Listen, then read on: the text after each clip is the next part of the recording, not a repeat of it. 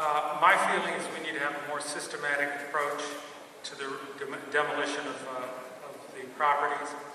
And one of the things we can do if we are demolishing properties is we can go to the adjacent property owners and ask them if they want, or at very low cost, $1 or whatever, if they want to split that lot. That way they have more room, they can build. For example, when most homes were built in the older neighborhoods, there was only a one-car family. Now we're up to a 2- and 3-car family.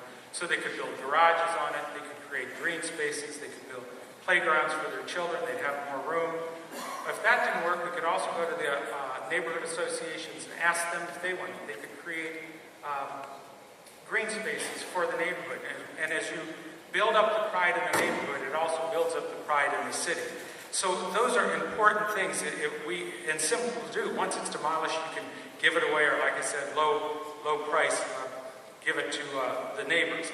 The other thing I've done is I've talked to the Stark County Association of Realtors, who has put together a special group called the City Presidential Advisory Group, and it's just about these sort of things. And for example, with vacant homes that are non-city owned, they say the properties with back taxes can be acquired through aggressive use of tax sales. Properties abandoned and owned by either banks or asset companies can be heavily burdened with violations through the building department, give 90-day condemnation notices, penalize the third-party owner through safety and security violations, ultimately take control and title of the house and auction it off to the highest bidder. You work with the county prosecutor's office to keep foreclosures cases moving to sale after the lenders have been granted. So there's about 15, 16 points they have, and I think we would have to work closely with them. Thank you.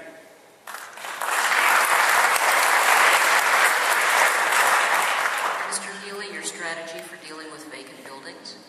This is a very challenging process here in the city of Canton. As I mentioned, in 2007, the city of Canton had the highest foreclosure rate in the state of Ohio. And that put a lot of houses vacant in our community. Keep in mind also that we've lost thousands in our population over the last many years. In fact, we have housing stock for over 120,000, and we have a population of 74,000.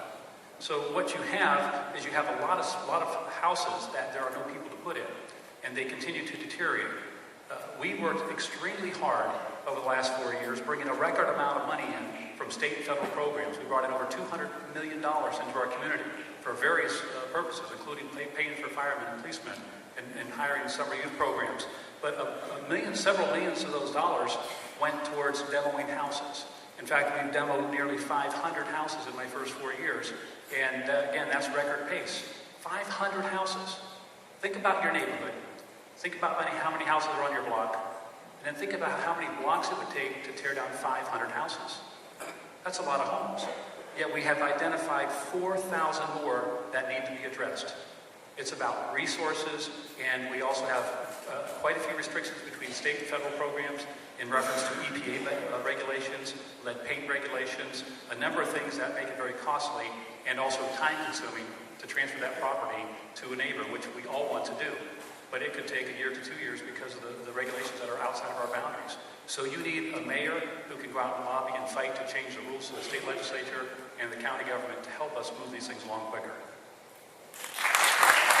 He's doing what I would do with the vacant buildings is go to the mortgage companies, get these houses back from the mortgage companies, either by them donating to us or we take them by assessment, foreclosure assessment. And then once I did that, I would start a lottery like Mayor Persis did back in the mid-'80s and raffle these houses off for $1 a piece.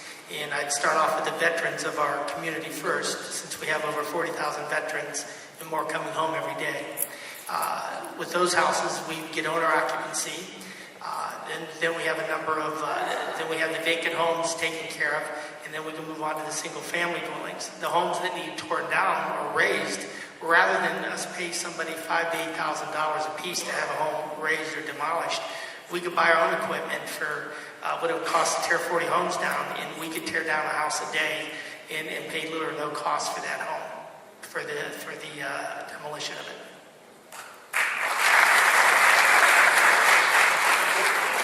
Mr. Hart, what specific strategy do you favor for dealing with vacant buildings? And is this different from what the city is doing now? I feel the best strategy is, when possible, if If homes can be restored and fixed up, we need to get those houses into the hands of, I'll just say in particular, younger folks that want to make a commitment to the city, that want to come in and fix them up. We have the lowest interest rates we've had in literally decades.